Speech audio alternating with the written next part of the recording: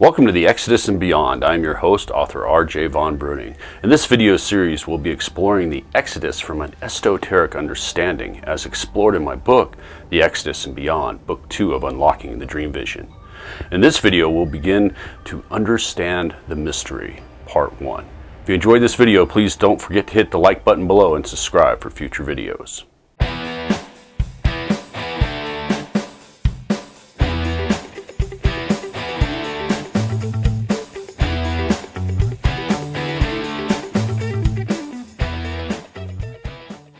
This series presents information based in part upon theory and conjecture of the system of esoteric symbolism. The purpose is to suggest some possible interpretation, but not necessarily the only one to the many mysteries we will explore.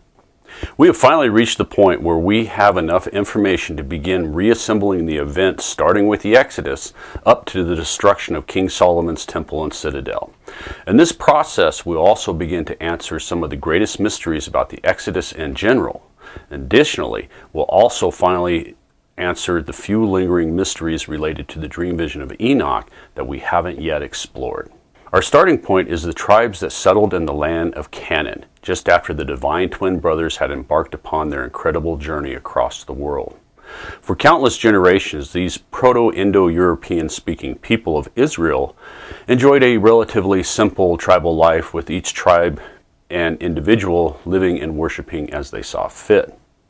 Both history and the Bible tell us that there was no central government at this early time, nor did the tribes always agree to get along with one another.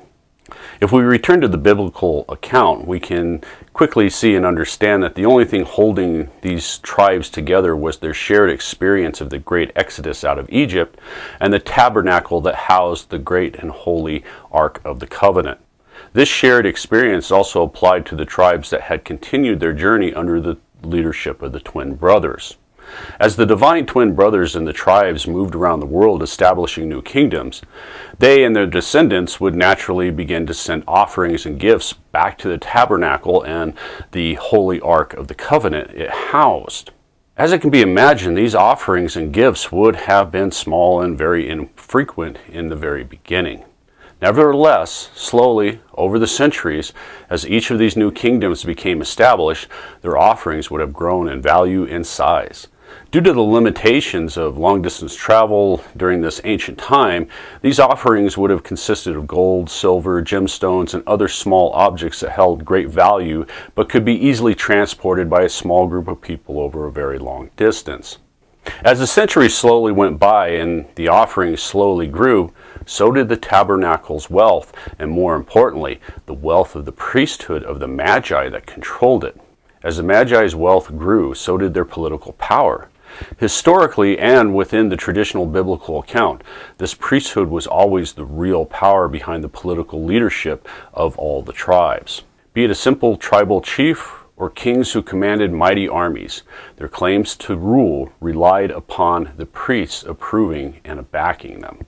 As we've already discovered and seen through our journey into the Exodus, the high priest and the chief usually worked very closely with one another to lead the tribes. This arrangement was based on the original arrangement of Moses and Aaron and how they depended upon one another to lead the earliest tribes and how each of the tribes in general were politically structured. Over an unknown amount of time, this arrangement of the tribal chief or king and the high priest working closely together to lead the people eventually broke into two separate distinct roles. Why exactly this happened is unknown, but it was probably due to the needs of their society, government, and religious belief. Simply put, it quickly became beyond the ability of one or two people to rule or to fulfill all the different roles. There must have been also numerous other disagreements and the general economic and societal pressures that aided in the separation of powers of the king and the high priest into different classes and different groups. Additionally, the general pressure of raising and leading an army creates a situation where the king is far away from the general population and unable to fulfill his religious functions. During these situations, the high priest would have had to assume the king's religious responsibilities in his absence. These situations would have significantly led to and helped to break up the traditional roles of the warrior king and the head priest into two separate societal classes that were heavily dependent upon one another for their power, but actually very distinct and separate from one another. One of the most important functions of the priesthood, or the Magi, that they performed was the great ritual sacrifices of animals to gain the gods' favor. They also looked after and guarded the great sacred fire used to communicate with the gods during a mysterious fire ritual that was at the center of these great festivals and ceremonies. It is unknown what form this fire ritual actually took or what the ritual actually was, but it is believed to have been performed in a manner similar to Hinduism's fire rituals and beliefs, which are focused around an altar located within a sacred fire temple. It is believed that there were three sacred fires, commonly known as the Great Fires or Royal Fires, that figured heavily within this ancient society. Almost everything we know about these great fires and the ancient temples that housed them comes from the much later Zoroastrianism that took over the Magi Priesthood and their temples, and also from even later Arab sources. According to Zoroastrianism's traditions, there were three sacred royal fires that came directly from Arthur Mazda, the supreme god of their religion. However, it is clear from both the historical record and the archaeology that the ideology, the folklore, customs, and the traditions surrounding these three sacred, holy royal fires came from a much older religious tradition that Zoroastrianism took over. There are numerous stories about miracles occurring at the sites of these sacred fires. Many of the myths are of the sacred fires themselves and how they became associated with numerous legendary local folklore heroes and mythology that reaches very deeply into the past, the Proto-Indo-European religious traditions and mythologies. The ancient Proto-Indo-European mythology appears to agree with the later Zoroastrianism that there were originally three sacred royal fires and that they came directly from the gods. The earlier mythology also agrees that the priesthood maintained and protected each of these royal fires as they competed with one another for pilgrims and converts by promoting the miracles purported to have happened at their respective sites. Within the ancient traditions, it is said that these three sacred fires mirrored the social and feudal-like divisions of the tribes and of society in general, with one fire being for the priesthood and their direct supporters, one was for the warrior king class and their supporters, while the last one was for the agriculturists or common people that made up the bulk of society. This basic outline of how ancient Proto-Indo-European society was organized is a classic example of how all the societies that were created by the coming of the divine twin brothers during the second phase of the Exodus were broken into a simple three-class system. This system is seen in the earliest caste system of the Aryans in the Indus Valley, with their fundamental class divisions that settled an agricultural society. Within the earliest Aryan society, there was a warrior aristocracy class, there was a priestly class, and then there was the ordinary peasant farmers. Remarkably, unlike Hinduism that came later, these earliest class divisions of society do not appear to be exclusive, and movement was actually possible between them. The only unleapable barrier in this earliest time seems to have been the one between the non-Aryan locals and their Aryan overlords. In time, a fourth class was created out of the peasant commoners that denoted India's original Aborigine inhabitants as Dasa, which actually comes to mean the word slave. These non-Aryans also became known as the unclean and who were forbidden to study or hear the Vedic hymns. Although Hinduism gives us a small look into this ancient Proto-Indo-European society and how it was structured, it unfortunately gives us no information about the original sacred royal fires that figured so heavily in the earliest mythologies. Thankfully, we know the location of one of these sacred fires, a place we have already touched upon in the last video, the site known as the Throne of Solomon in northwestern Iran. This site was the location of the royal fire for the warrior king class and the aristocracy that supported it.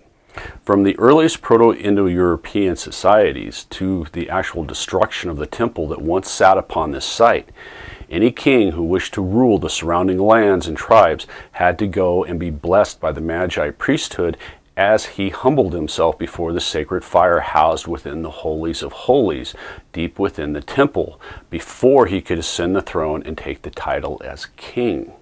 As for the original locations of the other two royal fires, they are unknown, although many different sites have been proposed over the years. The Magi Priesthood sacred fire is believed by many to have been located at a site known as Raga, which is more or less the modern-day capital city of Iran, Tehran.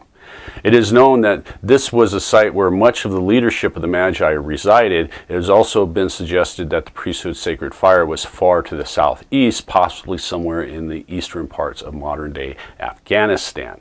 As for the agriculturist or peasant commoners, their sacred fire is much like the priestly fire and is believed by many to have been originally located somewhere in northern Iran. In contrast, others believe it was located far to the south on the southern part of the Iranian plateau. Later, Arab sources only add to the confusion of where these other two sacred fires may have actually been at, and it appears that at this point in time they have been truly lost to history. What makes these royal fires so important is that the one for the warrior king and the aristocracy is described in great detail within the Bible, remembered as the Holy Ark of the Covenant. Now, this may sound rather strange at first, but the key to understanding this connection is found in chapter 25, verses 17 through 22 in the book of Exodus, where the Lord instructs Moses to construct the mercy seat that sat upon the Ark of the Covenant.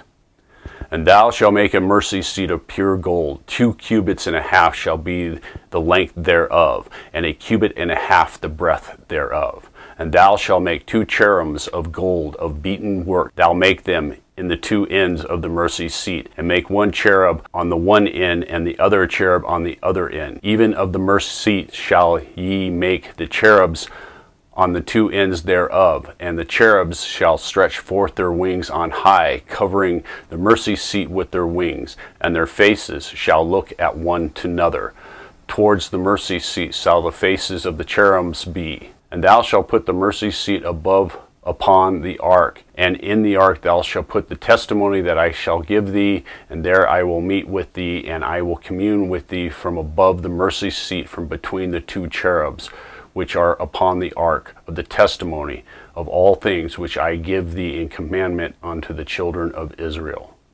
Exodus chapter 25, verses 17 to 22. As we can see in the last sentence, this is our first clue, for it tells us that God will commune with thee from above the mercy seat, from between the 2 cherubs, which are upon the ark of the testimony. Our next clue comes from the Bible's description of the Holy of Holies in the tabernacle, and that it could only be accessed through a veil that separated it from the holy place. Within the book of Exodus, we are told that the golden lampstand illuminated the holy place. However, we are told that there was no artificial lighting of any kind within the Holy of Holies in the tabernacle, nor was it permitted. Additionally, the Holy of Holies was absent of any windows, openings, or other means to allow any natural or artificial light to enter into the most holy and sacred place. We're also told that the light in the Holy of Holies was furnished by the glory of God, also known as the Shekinah. The word Shekinah does not actually appear within the Bible, but it comes from a later Jewish text outside of the Bible described as the light or glory of God, with instances of it appearing in the Holy of Holies. Within Jewish tradition, it is this holy light that illuminated Moses' face in Exodus 24 and verses 29 to 35. It is also seen again in the tabernacle dedication later at King Solomon's temple. It was this glory of God, or this light, that caused Moses to leave the tabernacle in Exodus chapter 40, verse 34. And it was this holy light that filled the temple and caused the priests to move away from the temple when the Lord came down from heaven and stood upon the temple during its dedication, as we're told in 2 Chronicles chapter 5, verses 13 and 14. In the book of Ezekiel, Judah's tragic state and the people of Israel are illustrated by this light of God coming out from the temple. As we can now begin understanding that the Bible and Jewish tradition actually do speak of these sacred royal fires, but they're commonly referred to as this glory of God or light of God. It is this sacred fire that sits upon the mercy seat between the two cherubims that is commonly known as the glory of God. That is actually the royal fire. Additionally, as with Zoroastrianism, both the Bible and Jewish tradition tells us that this glory of God was how their God communicated directly with the priesthood. Remarkably, the biblical story also symbolically speaks of the other two royal fires. They are represented symbolically by the other two objects that are placed inside of the Ark of the Covenant, which according to Hebrews chapter 9 verse 4 was a pot of manna and Aaron's rod that had budded and the tablets of the covenant. Aaron's rod that budded is the symbolic representation of the agriculturalist or the common people.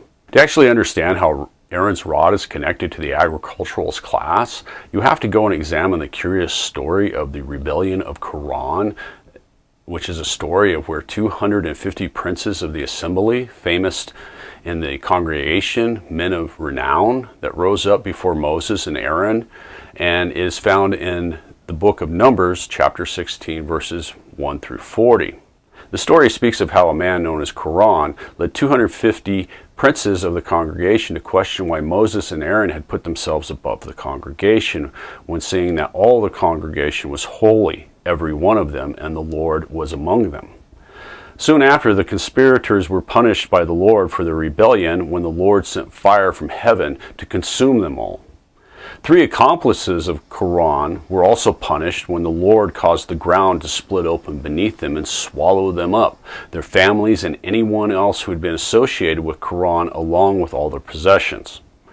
Furthermore, there were many Israelites who did not approve of what had happened to the families of the 3 accomplices and objected to Moses, saying, "You have killed the people of the Lord." And the Lord then commanded Moses to depart from the congregation as he smote 14,700 of the people of Israel. This rebellion has always been kind of a mystery, with many arguments being put forward over the years of why Quran and the 250 princes had rebelled against Moses and Aaron. The secret to understanding this rebellion is found in the next chapter of the book of Numbers.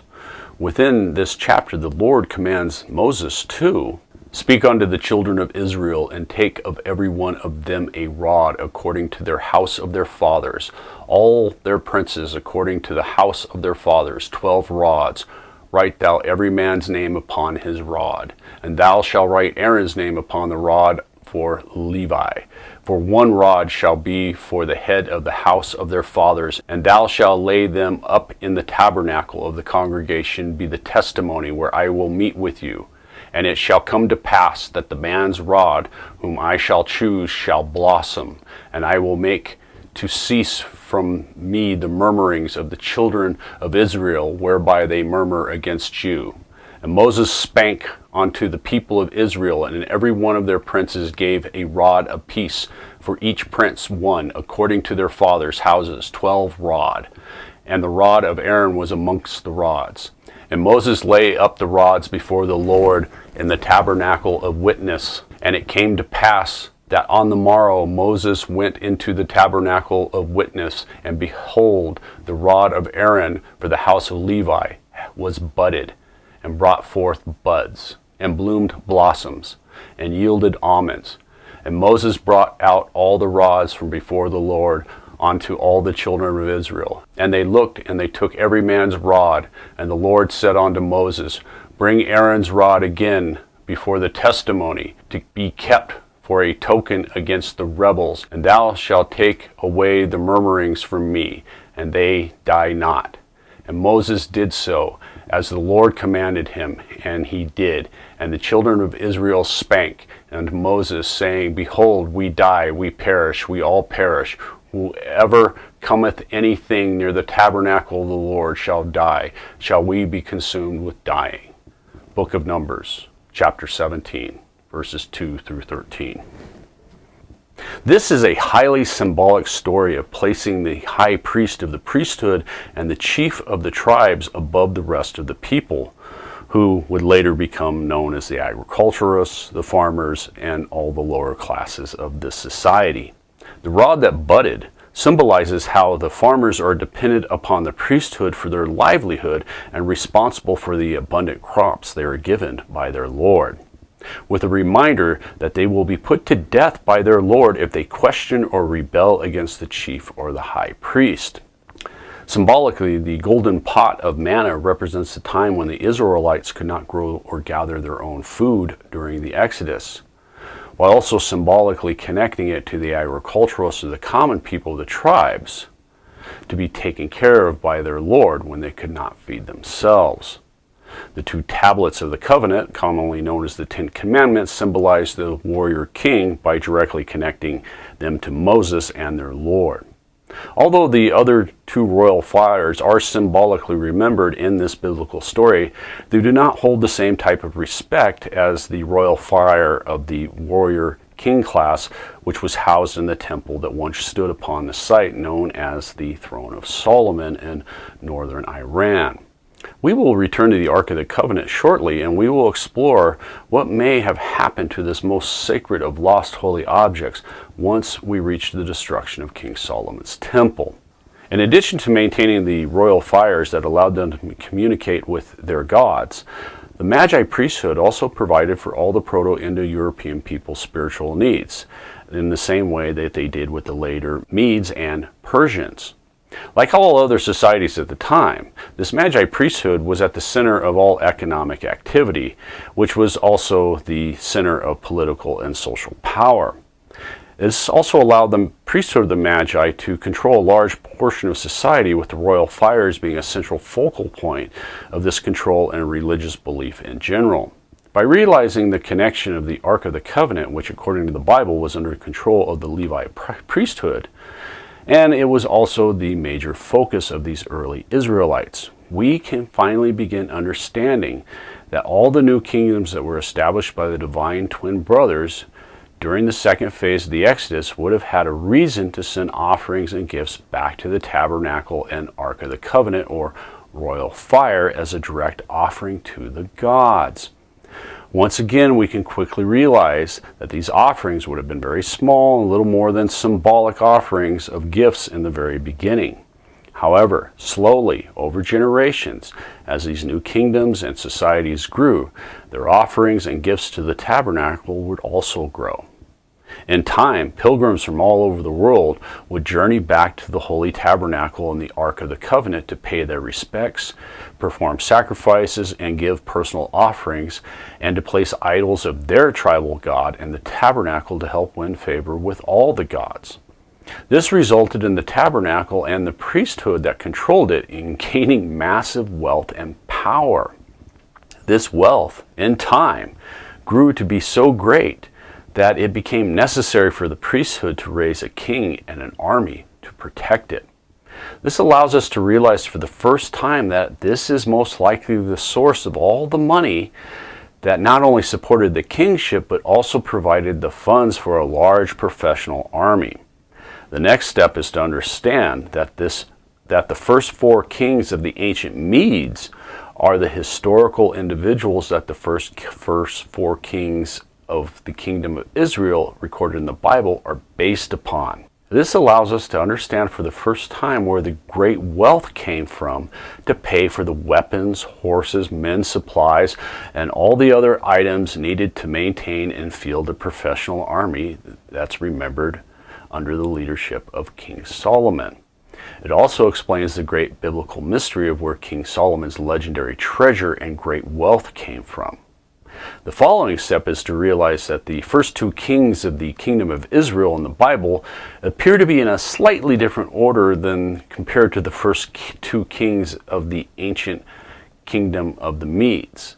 In the biblical story, the first king of Israel, Saul, is not related to David, but the first 2 kings of the Medes, as we learned in the previous videos, are actually father and son. So why the difference? This is simply because of an ancient tribal traditions and customs. For if a son had embarrassed or had brought shame to his father, he would be disowned in order to save face for honor, pride, and social standing within the tribe. This ancient custom allows us to easily understand that the biblical story is slightly different because of a largely forgotten tribal custom. Based upon this allows us to understand that David of the Bible was most likely the first king of Israel and not Saul. This also provides us with a clue that the second Median king was actually a poor king and possibly the distasteful man that some historians remember him as, because it appears that he was so disliked that they changed the story to remove the father-son relationship by making him the first king of Israel in the biblical account. This slight change allows King David to be portrayed as a savior-like figure who comes to save his people in the name of the Lord from a petty king that oppressed his people. Simply put, it just makes for a better story. These events then bring us to the legendary wise King Solomon, which, as we've already learned, this legendary King Solomon of the Bible is most likely based upon the equally legendary King Cyaxares of the Medes. It is at this point where history, mythology, and the Bible come together in one place. It also allows us to understand for the first time in modern history that the genuine corrupting factor that ultimately led to the destruction of King Solomon's temple really was. We'll explore this in our next video and much more. If you enjoyed this video, please hit the like button below and don't forget to subscribe for future videos.